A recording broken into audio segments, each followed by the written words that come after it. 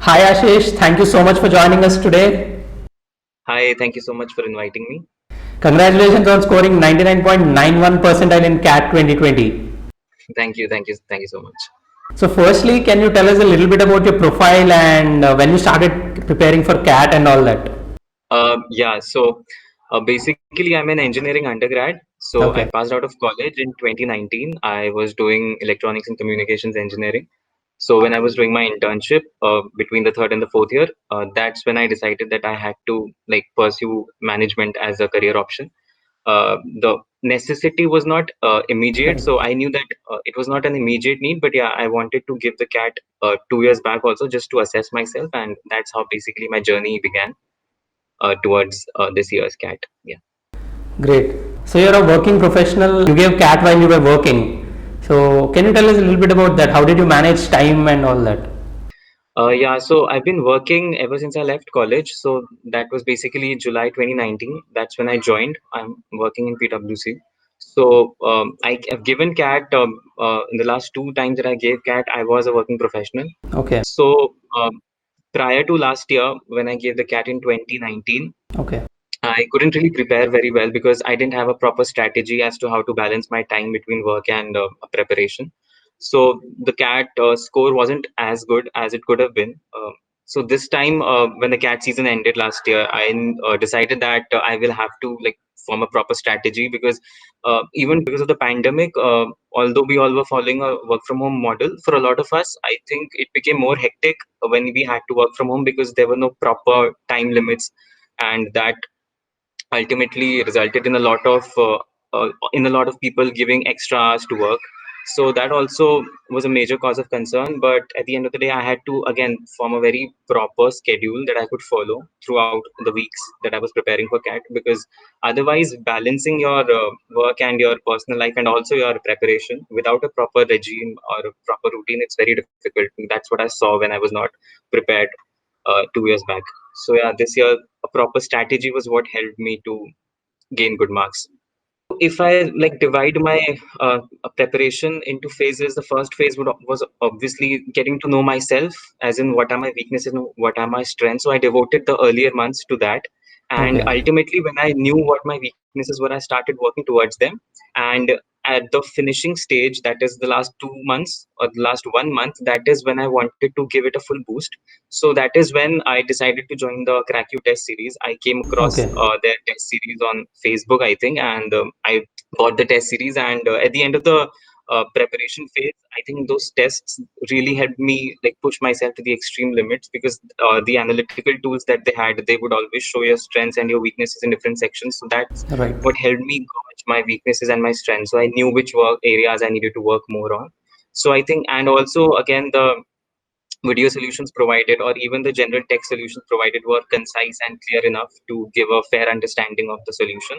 So, and again, they had updated the CAT tests according to the new format. So that was also a blessing.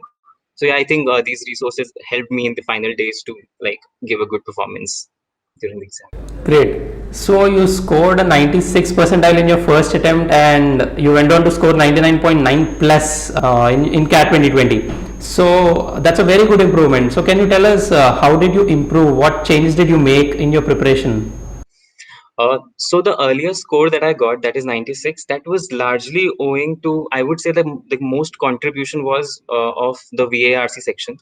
Okay. So like I have been an avid reader of books, so that is why naturally English and reading comprehensions as a skill, it comes naturally to me.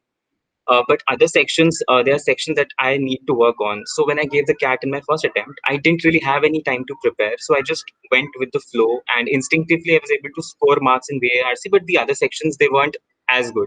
So that is why I got a good score overall. But that was largely due to VARC. So this time I knew that VARC is a section that I can handle. Okay. But when it comes to maths and when it comes to LRDI, there are sections that I need to work harder on, because somehow there's a certain touch that you lose after, especially after you leave college.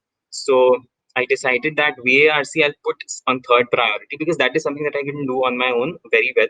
But QA and LRTI were the first two topics that I started preparing properly. Like I followed a proper schedule as to which chapters to do well. and which are weaknesses and which are strengths. And accordingly, I followed that, and I practiced most questions on LRDI and QA only, Okay. especially LRDI, because that was a section which up until then I was only following my instincts and my logic. I was not following like a proper approach, because I knew that after preparing, I knew that there's a certain kind of question that comes in a CAT exam, and if you are well prepared, you know the kind of question that can come and the kind of approach that you have for every question. Right. So practicing more questions gives you that idea that, so and such question will be solved by this approach, and these questions are the questions that you can attempt, and these are questions that you should skip in an ideal scenario. So yeah, that is how I prepared QA and LRDI specifically, which I considered my weaknesses.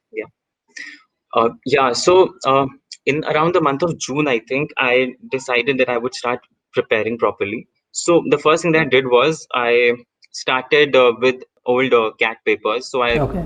basically started solving all the question papers of CAT of the past years, and only specifically LRDI, because I wanted to get an insight as to what kind of questions have come.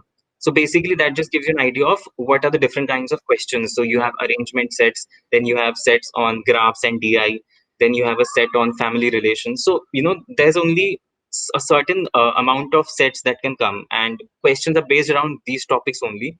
So then I started practicing those. I used to watch a lot of YouTube videos. I used to solve daily. I used to solve sets daily so that I don't lose touch. And then I also had to decide which sets I'm comfortable with, so that if a situation arises when I have to pick and choose, because in LRDI, more than your solutions, also your choices of sets are also very important, right? So Right. because you have a limited amount of time, so you have to choose the sets which you can solve in that particular time. So I knew that arrangement, for example, is a set that I'm comfortable with. Whereas DI, don't want to touch immediately. I want to like save it for the last. So that is also something that you have to keep in mind, that you should know the priority order in which you would want to particularly approach a particular set. And so yeah, basically a lots of practice and just analyzing my strengths and weaknesses, and arranging the particular set order in that ranking. So yeah, that's what I did for that idea. Great. So, how did you stay motivated during this journey? Like, were there any instances where you were demotivated due to your low mock scores or something like that? Yeah, so I was not performing very well in my mocks. Like, I was mostly performing either decent or average. I wasn't like Okay. scoring very exceptionally. So mostly, yes, I was getting demotivated after hitting a high. If my scores were low, I was demotivated. Like, it happened a lot of times, and I think it happens to most of us. But yeah, since I was staying at home, like I had shifted to my hometown, so most of my friends were also here. So whenever I felt low, I used to just skip my studies, basically keep them aside. I used to go out and spend the weekend with friends, going out, eating food, and just relaxing, because that does wonders to your mind. After having some sort of refreshment, I think your mind is able to gauge the situation practically, and then you can come out of that demotivated phase. Also, I used to watch a lot of movies, because that Okay. again takes me out from the kind of the environment that we live in when we're working or when we're preparing. Right. And again, the third thing that works for me is I always give myself a pep talk whenever I'm low. So if I'm disappointed in myself, I just talk to myself about the things that I've done in my life, and things that I'm good at, because but I personally believe that you are your best self motivator. So you need to give yourself a pep talk whenever you're feeling low, because you know yourself well, and you know that you are good enough, and everyone is feeling bad at this particular phase. But yeah, you have to get out of it on your own. So yeah, these are some things that I did basically. Great. So, can you tell us the strategy you followed in the other two sections? Yeah, so QA is something that if you've done engineering, you are decent at maths, but you lose touch with maths, especially after class 12th, because the CAT exam only caters to mathematics that was taught to you in class 10. So Right. it's basic maths, but yes, if you lose touch, then it takes some time to getting back to it. So again, for maths, up until then, I was not preparing before giving the CAT exam. So this time, I knew that I had to revise basically all the topics. I had to create a formula booklet so that I don't always have to Google every formula that I want to see. I created a formula booklet. I created a notebook where I used to write the solution of difficult questions that I encountered while practicing, and I followed a very strict like practicing regime. So I had to practice maths questions daily, because again, if you lose touch, then Right. uh, it's of no use. So you have to constantly be kept in touch with the maths. So that's what I did for maths. And for English, fortunately, unfortunately, I didn't have to like give in a lot of effort, because like I said, it comes naturally to me. It doesn't come naturally to everyone, and that's perfectly fine. I think everyone has their own strengths. So if you're good at verbal, again, somebody else will be good at maths, so that's perfectly fine. And I just kept on reading newspapers, and I like also devoted some time to reading books, because that is a hobby and it takes you away from this labor that you are doing. So if you do that, I think your English is there. It's just that you have to be more analytical while reading comprehensions, and you have to be very aware as to where your answers are being derived from in the passage. So for English, I just basically concentrated during the exam time only, and it gave me results. So so in the last 2 years that I was giving CAT, again, like I said, LRD, I was only going with instinct. So I didn't really have a particular approach towards solving questions. So, and Right. that is the reason why I was not able to solve many questions. So Okay. earlier we had a 1 hour slot and we had around 32 questions. So I was never able to solve like more than like I would say 8 or 10, and one or Okay. two would obviously be incorrect. And those two also were pure, I wouldn't say luck, but yeah, pure logic and instinct, and not really preparation. But this time we had around I think around 24 questions or 22 questions or something like that. And basically 5 sets. Earlier we used to have 8 sets. This time we had 5 sets, and in a 40-minute time frame, that's a very short time frame. Right. And so, if I compare this to my previous performances, I was able to solve 3 out of 5, whereas earlier I was solving 2 out of 8 sets. So I think that's a marked improvement, and that was only possible because I knew which direction I wanted to go in. So I picked and chose the questions which I wanted to solve in the first 5 minutes. I read all the sets, and then I decided that these are the sets that I want to proceed with, because I didn't want to waste any time with a set that was difficult, because that's a very foolish thing to do. If you basically do not have to, you have to keep your ego aside, and you have to go with the easiest questions first, Right. because every question is of equal mark. So it doesn't really matter which set you solve unless and until Exactly. you Yeah. solve. So yeah. Great. So, can you tell us what were some of the biggest mistakes you've done initially during your CAT preparation, and how did you learn from them? So I would say that first of all, you cannot underestimate a particular section. Like even a VARC, you can't really underestimate it, because this time the VARC section was pretty tough. So I basically, like in my initial mocks, I was taking VARC very lightly. So I was just reading the passage once, and then I was just randomly selecting the answers and just proceeding, because I just wanted to move on to the next sets, and Okay. basically QA and LRDI. So I was taking VARC very lightly, but I realized that I just because I am comfortable with it doesn't really mean that I'm giving the correct answers, because there's a big difference. You might Right. feel that it's a correct answer simply because you're overconfident. So I think you also do not have to be overconfident if you consider a particular section to be your strength. And also, you cannot be underconfident. Like if you are solving a maths question and you think it's the correct answer, just go ahead and like mark it, because if you're underconfident, you're wasting your time in just doubting yourself, and then you're wasting your time. Either just skip the question or mark it. Right. Don't just waste a lot of time on just going around the question. If you're unsure, then just skip the question. And also, do not let your ego get in the way, because if you do that, I think you're going to waste 5 minutes on one question, and even then you're not going to be able to solve it. So that just because this time around, especially CAT was a very time intensive affair. So you had 40 minutes for each, and 40 minutes just pass by in a very quickly. So you have to be very efficient in skipping the questions as well. So yeah, basically these are the first few things that I learned when I started giving these mock tests. Great. Brilliant. So, can you tell us how many mocks did you give and how many hours you spend analyzing each mock? I would say, I guess, around, I tried to give 2 mocks per week. Okay. Like I was only able to fit in mocks during the weekends. So I tried to give one mock on Saturday and one on Sunday. And Mondays and Tuesdays, I used to analyze the mock. So basically, I had created an Excel sheet. So I used to write everything that I gauged from a particular performance. So if there was a particular question or a particular set where I did a particular mistake, so I used to make a note of all these things so that in the future I could refer to the things that I did right or the things that I did wrong. So yeah, so basically I gave 2 mocks per week. So around 40 mocks or 30 mocks, I guess, in the 4 months that I prepared. Right.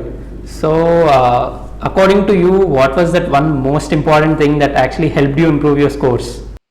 I think it would have to be this analytical process that I followed for my own self. Okay. Like if I had just gone with a blind eye and just kept on giving mocks without really assessing where I went wrong or where I went right, I wouldn't have been able to come up with the final plan, Right. because your strengths and your weaknesses keep on changing as you proceed. So you can't really go with the same routine that you had 4 months ago, 3 months ago. So you have to constantly measure everything and then judge as to what kind of strategy you want to follow for the final exam. So yeah, that Excel thing that I did, and constantly keeping a track of where am I going wrong or which topic needs revision. So I think that really helped me to crack a good score. Yeah. Great. So, finally, are there any tips that you would like to give the CAT aspirants?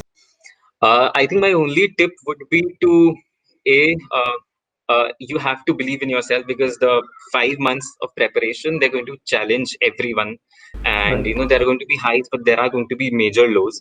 So in those moments, go to your family, go to your friends, have fun, just relax for some time before you get back to studies. And two would be, before beginning, just have a talk with yourself, just analyze your own self, just get to know as to which topics you find interesting, which topics you find boring, which topics you find tough, and follow a particular plan according to that. And one more thing would be, don't be too reliant on anyone else. Like, don't be too reliant on a coaching institute, don't be too reliant on a particular teacher. At the end of the day, it is you who has to do the hard work, and you can obviously take help from all the resources that are available, but unless and until you yourself are ready to make optimum use of those resources, I think it's of no use. So you just be ready to put in a lot of effort, and it's not as difficult as it seems. You must like have a proper balance of work life and a personal space as well.